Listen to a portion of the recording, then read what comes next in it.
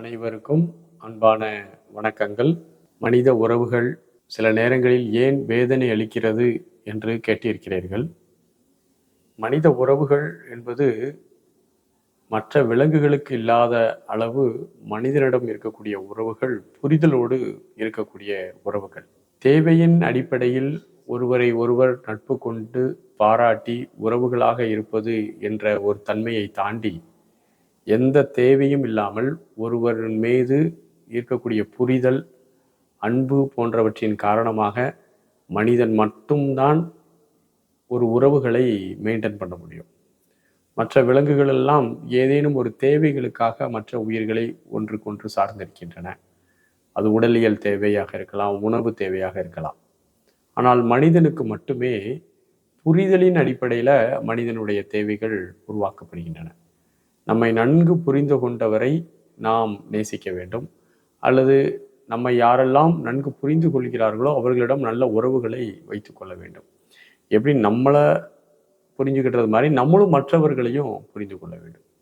மற்றவர்களையும் புரிந்து கொண்டு அந்த புரிதலின் அடிப்படையில் ஒரு இயக்கம், ஒரு உறவு நல்லா போகுது அப்படின்னா அது நல்ல ஒரு பண்பாடாக அந்த உறவு அப்படி செல்கிறது என்றால் அது ஒரு நல்ல ஒரு தொடக்கமாக அமைகிறது.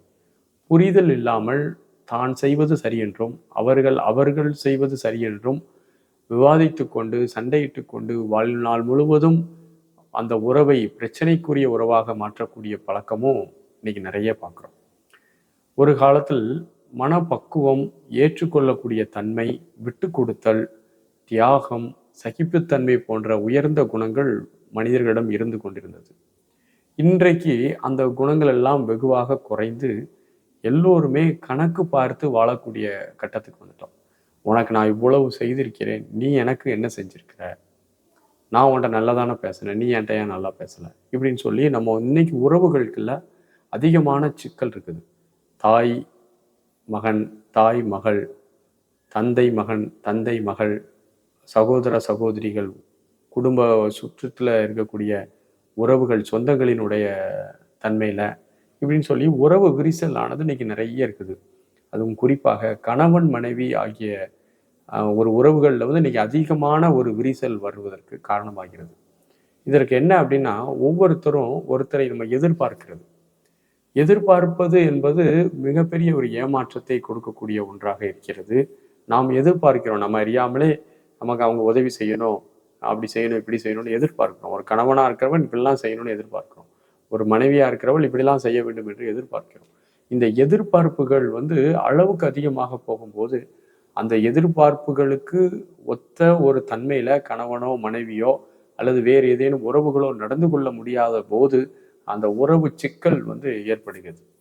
இப்போ நம்ம எல்லாருமே என்ன நினைக்கிறோம்னா, ஒவ்வொரு மனிதனும் தான் விரும்பியபடியே அனைத்தும் இருக்க வேண்டும் என்று நினைக்கிறோம்.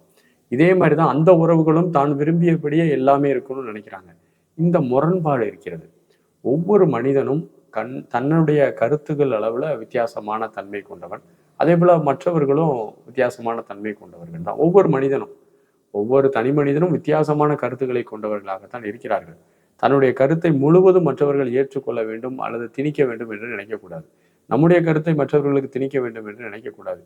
இந்த வேறுபாடான கருத்துக்களுக்குள்ள ஒரு ஒற்றுமையான சில கருத்துக்களும் இருக்கும். அந்த ஒற்றுமையான கருத்துக்களை பார்த்து பழக வேண்டும். அப்படி பழகக்கூடிய ஒரு பழக்கங்கள் தான் வேதனை தராத உறவுகளை நமக்கு தரும். முதல்ல குடும்பத்தில் இருக்கிறவங்களுக்கு விட்டு கொடுக்க, தியாகம் பண்றது, சகித்து கொள்வது, இந்த 3 குணங்களை அவர்கள் அடிப்படையாக வைத்துக் கொள்ள வேண்டும். இந்த விட்டு கொடுத்தல், தியாகம், இந்த சகிப்புத்தன்மை போன்ற குணங்கள் மனித உறவுகளை வேதனையிலிருந்து மீட்டெடுக்கின்றது. ஏன் வேதனை தருது அப்படின்னா, எதிர்பார்த்து பேசுறோம், அங்க அதுக்கு எதிர் விளைவுகள் ஒத்தது மாதிரி வரலை அப்படின்னா என்ன ஆகுதுன்னா வேதனை ஆயிடும். அப்போ மனிதர்கள் மட்டும்தான் ஒருத்தருக்கு ஒருத்தர் நொந்து கொள்கிறார்கள், ஒருத்தர் அவமானப்படுத்துகிறார்கள், வெறுப்பு காமிக்கிறார்கள். போட்டி, பொறாமை, பகை, அச்சம் போன்ற எல்லாமே மனிதர்களுக்கு தான் ஏற்படுகிறது. ஒருத்தருக்கு ஒருத்தர் போட்டி பொறாமையில இருக்கிறாங்க, வெறுப்புணர்வை தான் காமிக்கிறாங்க. ஸோ அதனால ஒரு மனித உறவுகள் வேதனைக்குரிய உறவாக இருக்கக்கூடாது அப்படின்னா ஒருவர் மற்றவர் மீது வைக்கக்கூடிய அந்த எதிர்பார்ப்பை நாம் குறைத்து கொள்ள வேண்டும். அவர்களுக்கு உதவி செய்யலாம். உறவுகள் என்பது வாழ்க்கையை எளிமையாக பண்றதுக்காக கிடைக்கப்பட்டது. ஒரு கணவனோ ஒரு மனைவியோ, ஒரு கணவன் தனியா இருக்கிறான் அல்லது ஒரு ஒரு ஆண் தனியாக இருக்கிறான். அந்த ஆண் வந்து தன்னுடைய வேலைகளை தானே பார்த்து, தன்னுடைய வேலைகள் எல்லாமே பொருளீட்டி கொண்டும், தன்னுடைய உணவை தானே சமைத்து கொண்டும், தன்னுடைய எல்லாமே பண்ணிட்டு இருக்கிறான். இப்போ இது ஒரு ஒரு பெண் துணை கிடைக்குது அப்படின்னா, ஒரு மேன் பவர் கூடும்போது இருவருக்கும் ஒத்தாசையாக இருக்க வேண்டும். ஒரு பெண்ணும் தன்னுடைய வாழ்க்கையை தனியாக பார்ப்பதற்கும், ஒரு ஆணோட சேர்ந்து பார்ப்பதற்கும் வித்தியாசமா இருக்குது. ஏன்னா, 2 மனித உறவுகள் இணையும் போது, அந்த வேலை வந்து பாதிக்கு பாதி குறையணும். ஒருத்தருக்கு ஒருத்தர் ஹெல்ப்பா இருக்கணும். ஸோ இந்த சொசைட்டியே ஒரு சார்பியல் சொசைட்டி. ஒருத்தர் நம்ம சார்ந்து தான் வாழணும். அப்படி சார்ந்து வாழும்போது, ஒருத்தர் நம்ம கார்னர் பண்ணாம, ஒருத்தருக்கு ஒருத்தர் விட்டு குடுத்து இருக்கணும். ஒருத்தருக்கு ஒருத்தர் ஒத்தாசையாக இருந்து, ஒத்தும் உதவியுமாக இருந்தால் 2 பேருடைய வேலையும் எளிமையாக்கப்படும், நேரம் குறைக்கப்படும், நிறைய நேரம் ஹாப்பியா இருக்க முடியும். ஆனால் ஒருத்தருடைய வேலை இன்னொருத்தர் முழுவதும் பேர்டன் ஆகுது, இவருடைய வேலை இவங்களுக்கு பேர்டன் ஆகக்கூடாது. ஆண், பெண் இருவரும் ஒரு மனநிலையில இருந்து கொண்டு வீட்டுல நல்லா எல்லாரும் ஒண்ணு போல வேலை பார்த்து எல்லாரும் பொருளீட்டி ஒரு மகிழ்ச்சியை நோக்கி நகர்வதற்கான ஒரு வாய்ப்பை இந்த சமுதாயத்துல உருவாக்கணும். நம்முடைய எல்லாம் இந்த உலகத்துல என்னெல்லாமோ பொருளீட்டுதல், அப்படி ஈட்டுதல், பணம் சம்பாதித்தல், வீடு கட்டுதல் எல்லாமே உலகியல் வாழ்க்கை தான். ஒவ்வொரு மனிதனுக்கும் இன்றைக்கு அவசியமான ஒன்று மன அமைதி, மன நிம்மதி. மனம் நிம்மதியான ஒரு மனமும் அமைதியான ஒரு மனமும் இருக்கக்கூடிய ஒரு தன்மை தான் வேணும். இறுதியில பார்த்தீங்கன்னா இன்னைக்கு வேல்யூவான ஒரு விஷயம் அமைதி. ஒவ்வொருத்தரும் ரிலாக்ஸ்டா இருப்பதற்கான வாய்ப்புகள் வேணும். அப்படின்னா மனித உறவுகள்ல சிக்கல் இல்லாமல் பார்த்து கொள்ள வேண்டும். புரிய வைக்கணும், முடிஞ்சளவு புரிய வைக்கணும். அல்லது நம்முடைய சந்தோஷத்துக்கு இன்னொருத்தர் தான் காரணம்னு நினைக்கக்கூடாது. நம்முடைய மகிழ்ச்சிக்கு நாம் தான் காரணம், நம்முடைய துன்பத்திற்கும் நாம் தான் காரணம். ஆகவே நீங்கள் முதல்ல நம்மை நாமே வடிவமைத்துக் கொள்ள வேண்டும், நம்மை நாமே தகவமைத்துக் கொள்ளணும். நம்ம யார் என்று தெளிவாக புரிஞ்சு நம்முடைய ப்ளஸ் பாயிண்ட், மைனஸ் பாயிண்ட், நம்முடைய எபிலிட்டி, இன்னெபிலிட்டி எல்லாமே நம்ம நல்லா கிறிஸ்டல் கிளியராக நம்ம பார்த்து வைத்துக்கொண்டு இதற்கு ஏற்றாற் போல உறவுகளை தேடி அந்த உறவுகளோடு பயணித்து விட்டு கொடுத்து தியாகம் பண்ணி சகித்து கொண்டால் வேதனைகளிலிருந்து இருக்கலாம். அப்படி வேதனை தருகிறது என்றால் நீங்கள் விட்டு கொடுக்குறீங்க, அவங்களும் திரும்பி வேதனை கொடுக்குறாங்க, தியாகம் பண்றீங்க. அப்படி தியாகத்தை கூட புரிந்து கொள்ளாமல் உங்களுக்கு வேதனை வந்து கொண்டிருக்கிறது. நீங்கள் சகித்து கொண்டு கொஞ்ச நாள் இருந்து பார்க்குறீங்க, அப்படின்னு திரும்ப திரும்ப வேதனை வருதுன்னா அந்த உறவுகள் உங்களுக்கு பயன்படாத உறவுகள். துணிந்து அந்த உறவுகளிலிருந்து நீங்கள் வெளியே வந்துடலாம். நீ விட்டு கொடுத்து தியாகம் பண்ணி சகித்து கொண்டு எல்லாம் நீங்க செய்தும் அந்த எதிர்மறையான இருக்கக்கூடிய உணர்வுகள், அந்த உறவுகள் வந்து உங்களை திரும்பியும் அதே முட்டாள்தனமான துன்பத்தை கொடுத்து கொண்டிருந்தால் அந்த உறவுகளிலிருந்து பிரிந்து தனியாக அமைதியாக வாழ்வது என்பது உங்களுக்கு ஆனந்தத்தை தரும் என்பதை நீங்கள் புரிந்து கொள்ள வேண்டும். மனிதனுக்கு இயற்கையாகவே ஒரு உளவியல் இருக்குது. அதாவது அவனால இண்டிவிஜுவாலிட்டியோடு இருக்க முடியாது. யாரையாவது சார்ந்து இருக்கணும், யாராவது ஒரு துணை வேணும், யாரிடமா பேசி கொண்டு இருக்கணும். பேசலன்னா பைத்தியம் பிடிச்சிடுற மாதிரி ஆயிடுது.